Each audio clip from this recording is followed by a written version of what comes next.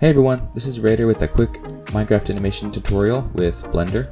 We're going to be going over how to make smooth animation, and this is going to be for more beginner animators. People that have been animating for a while have probably already discovered most of these techniques that I'm going to be talking about, but without further ado, let's get into it. So the main thing I'm going to be talking about is the way we align our keyframes.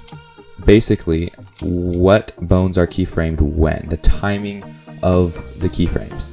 So what we don't want is for each bone to be keyframed at the exact same time, because that's going to be very mechanical. I see this in a lot of beginner animations. The keyframes are a lot of times overlapping. So like the arm is moving at the same time as the body, or the head is moving at the same time as like the torso. We don't want that most of the time. There are going to be times when you have to do that to get a certain look, but most of the time we don't want to do that because they'll give it a very mechanical look, like kind of like almost like a robot, you know. We want it to look more fluid and smooth. So you can see here when he comes down from his flip, the first bone in the order is going to be his pelvis right here. And it comes down here, and this is where it lands. These keyframes right here lands here. So if we look right here, we can select this. We can notice that the pelvis and the torso, they are a keyframe apart. So the pelvis comes down first, then the torso, and then the head and arms. So that is a realistic movement, like people actually do backflips. They don't just flop down and stop all at the same time. We don't want them to just hit the ground and just stop immediately. We want the movement to kind of flow through his body from down to up. Now this right here is a time where the keyframes do actually overlap on top of each other. You see his lower arm and upper arm, they have the same keyframes. You have to know what part of the body is supposed to be leading. So in this case, his arm is leading his motion because he's stabbing. He's going forward.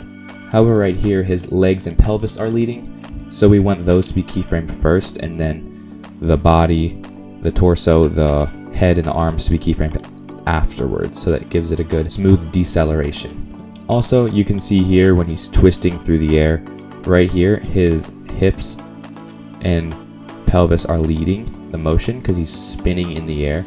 He's using the twisting motion to get a lot of momentum on his sword and his arm to rip through. So his pelvis is leading, and then it's his arm and then his lower arm.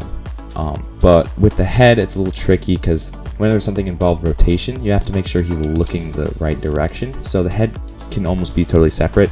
Sometimes it'll overlap, sometimes it won't, but you have to make sure the head doesn't like bob through afterwards. So if he's coming down from a flip like he is right here, the head has a little bit of bobble to it afterward, but that's on purpose because he's decelerating. But then right here, he's purposely looking at his target when he's following through. So there, you don't want his head to bob at all because he's looking at it. And also another quick thing, depending on your style of animating, you might want to use his root right here or his flip bone. You can run into some issues on flips right here. So like right here, sometimes it can get a little, the way he kind of comes down is right here is a little bit wonky because he's not rotating on the right axis. You can go through this and fix this though with keyframing it the right way so then he's not flipping right there. However, right here with the camera angle and everything, it's not a huge deal. It's not really focused on that. So basically when you're animating some sort of flip without this bone here, then you'll have to make sure you keep his center of gravity and make sure he rotates around his center of gravity, which is like right in the middle of his body, which is in between these two bones here. So you just have to be mindful and make sure it's realistic in the way he flips. So one of the main things that will help your animations be more smooth is using the dope sheet to move the timing of the keyframes as you're animating. As you're going through, you have to adjust the timing, but also using the graph editor right here. So what it does is it helps you to not only manipulate the timing, but also the way the movement behaves. So there will be times when you don't want everything to be perfectly smooth. You'll want a movement to come to a sharp angle and stop, like for instance going in slow motion. So if something doesn't look right, if it's not very smooth, it has some issue, and changing the keyframes or the time of the keyframes doesn't help, usually playing around with it in the graph editor does resolve the issue, and you can manipulate the movement pretty much however you want. At the end of the day, it takes a lot of practice, and the longer and the more you animate, the better you'll become at it, and it'll be a lot more smooth.